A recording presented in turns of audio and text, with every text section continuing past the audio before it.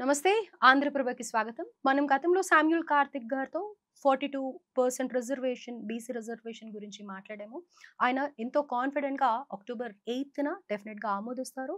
ఆహ్, 9న notification release అవుతుంది. యథాతథంగా ఎన్నికలు జరుగుతాయి అని చెప్పి చాలా కాన్ఫిడెంట్‌గా చెప్పారు. కానీ ఇప్పుడే ఆంధ్రప్రభ వెబ్‌సైట్‌లో జీవో నంబర్ 9 పై తెలంగాణ హైకోర్టు స్టే విధించింది. స్థానిక సంస్థ ఎన్నికల నోటిఫికేషన్‌పై హైకోర్టు మధ్యంతర ఉత్తర్వులు జారీ చేసింది. 4 వారాల్లో కౌంటర్ దాఖలు చేయాలని హైకోర్టు తెలిపింది. 2 వారాల్లో కౌంటర్ దాఖలు చేయాలని పిటిషనర్‌ను హైకోర్టు ఆదేశించింది అని చెప్పి ఇప్పుడే మనకి ఫ్లాష్ న్యూస్ వచ్చిందనమాట. మరి దీని గురించే ప్రస్తుతం మనతో పాటు సామ్యూల్ కార్తిక్ గారు ఉన్నారు. ఏమంటారో విందాం. హలో అండి. హాయ్.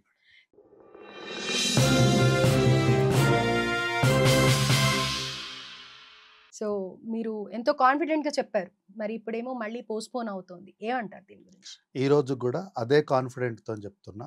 ఖచ్చితంగా ఎన్నికలనేటివి 42% రిజర్వేషన్‌తోనే 42% 100% 42% రిజర్వేషన్‌తోనే జరుగుతాయి. హ్మ్. 9వ తారీఖు నాడు నోటిఫికేషన్ విడుదలైతదని చెప్పినట్లే నోటిఫికేషన్ విడుదలైంది. అయితే ఈరోజు పిటిషనరు కావాలని డిలే చేయడం వల్ల ఈరోజు ఈ బ్రేక్ పడింది. హ్మ్. ఏమన్నది కోర్టు? మీరు 2 వారాల్లో మళ్ళీ కౌంటర్ దాఖలు చేయండి అని చెప్పింది. అంటే పిటిషనర్ యొక్క ఉద్దేశమే ఇది. ఏంటి? దీని వెనక కాంగ్రెస్ పార్టీని మినహాయించి ఉన్నటువంటి ప్రతిపక్ష, విపక్షాల కుట్ర హ్మ్. ఎన్నికలు ఆపాలన్నదే వాళ్ళ ఉద్దేశం కాబట్టి, పిటిషనరు వేయాల్సినటువంటి సమాధానము, కాగితాలు, డాక్యుమెంట్లు తన దగ్గర పెట్టుకోకుండా, ఉన్నా లేవని చెప్పడం వల్ల హ్మ్. ఈరోజు ఒక బ్రేక్ పడింది. Nothing happens. ఒకసారి మనం వెళ్తున్నప్పుడు ఒక మనం ఎంత విశాలమైన రోడ్‌లో ప్రయాణం చేసినప్పుడైనా, ఏమీ అడ్డం లేకపోయినా కార్‌లో మనం ప్రయాణం చేసేటప్పుడు, ఒకసారి కాకపోయినా ఒకసారి మనం ఎక్సిలరేటర్ మీద నుంచెళ్ళి కాలు తీస్తాం. హ్మ్. ఇది కూడా అట్లాంటిదే. ఇదేం బ్రేక్ ఏం కాదు. కొంచెం స్లో అయింది అంతే. కానీ ఖచ్చితంగా నేను ఆ రోజు చెప్పిన ఎంత కాన్ఫిడెంట్‌గా చెప్పినో, ఈ రోజు కూడా అంతే కాన్ఫిడెంట్‌గా చెప్తున్నా. సమర్థించుకుంటున్నారా? సర్ది చెప్తున్నారా? ఉన్న వాస్తవం చెప్తున్నా. 42%తోనే రిజర్వేషన్స్‌తోనే స్థానిక సంస్థల ఎన్నికలు జరుగుతాయి. దానికి 2 వారాలు వెనక్కి వెళ్ళింది గంతే. హ్మ్. అంతకుమించి ఏమీ లేదు. కాబట్టి ఈరోజు నిన్న మనం కోర్టు వాదనలు అన్నీ చూసినాం కదా!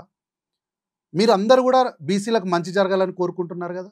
వారికి 42% రిజర్వేషన్ రావడానికి మీరెవ్వరు వ్యతిరేకించట్లేదు కదా! Of course. మరి ఎవరో ఒక వ్యక్తి వచ్చి, ఏ ఆర్గనైజేషన్ కాదు, ఒక వ్యక్తి వచ్చి నేను ఈ 42% పైన నేను అడ్డుకుంటున్నా, అడ్డుకోవాలి అని చెప్పి ఒక పిటిషన్ ఏసినప్పుడు, ఇదే బీసీలకు అనుకూలంగా ఎన్ని పార్టీలొచ్చి కేసులో ఇంప్లీడ్ అయినాయి? ఒక్క కాంగ్రెస్ పార్టీని మినహాయించి.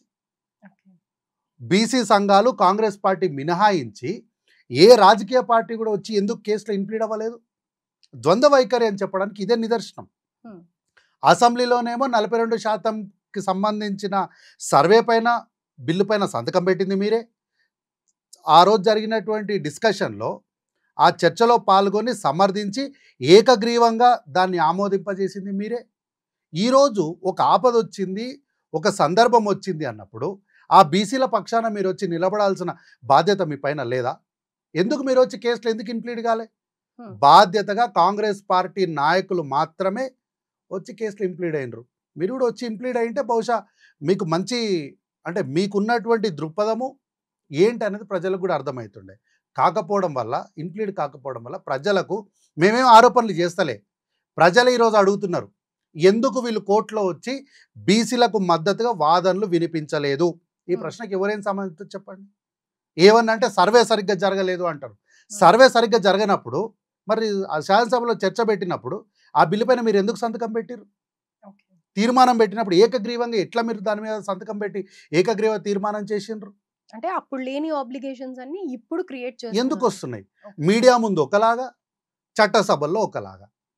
అక్కడేమో బీజేపీ శాసనసభ్యులు మొత్తము రేవంత్ రెడ్డి గారే దేవుడి రూపంలో మాకొచ్చిండు, బీసీలను ముందుకు తీసుకెళ్ళడానికి ఒక ప్రయత్నం చేస్తున్నాడని హ్మ్. బీజేపీ శాసనసభ్యులు మాట్లాడతారు.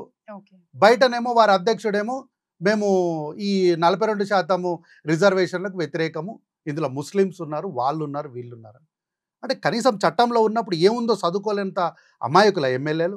సరే ఎవరో ఒకరు ఉన్నారు చదువుకోనోళ్ళు, వారికి పాపం అర్థం కాలేదంటే అనుకోవచ్చు. 8 మంది ఉన్నారు కదా! హ్మ్. చదువుకోరా వాళ్ళు? అందులో డాక్టరేట్ చదివిన డాక్టర్లు కూడా ఉన్నారు కదా! చదవకుండా సంతకం పెట్టిర్రా చట్టం పైన? ఇదంతా ఏంది అంటే బీసీలకు వస్తున్నటువంటి 42% రిజర్వేషన్లు ఎట్టి పరిస్థితులు ఆపాలి.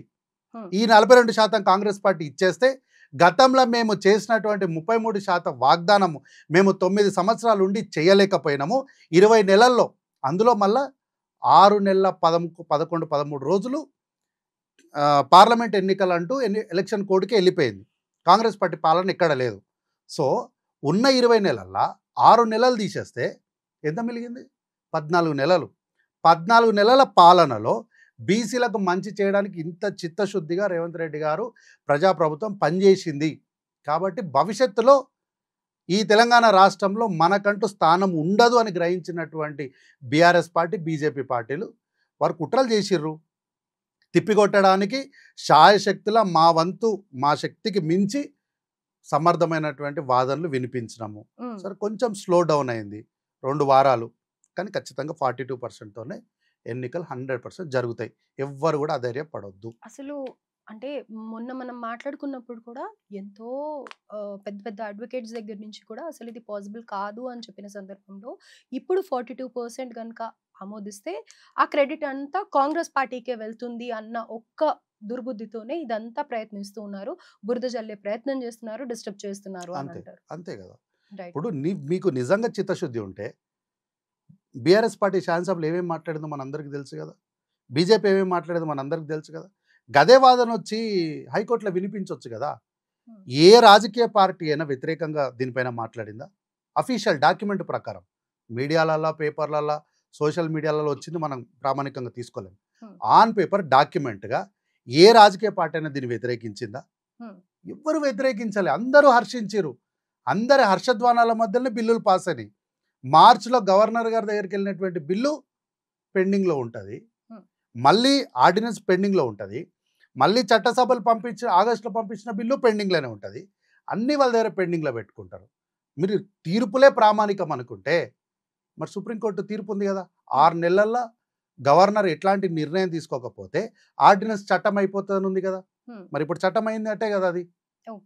దీనిపైన ఎవరు మాట్లాడరు. ఇప్పుడు దీనిపైన మాట్లాడితే కాంగ్రెస్ పార్టీ క్రెడిట్ వస్తుంది.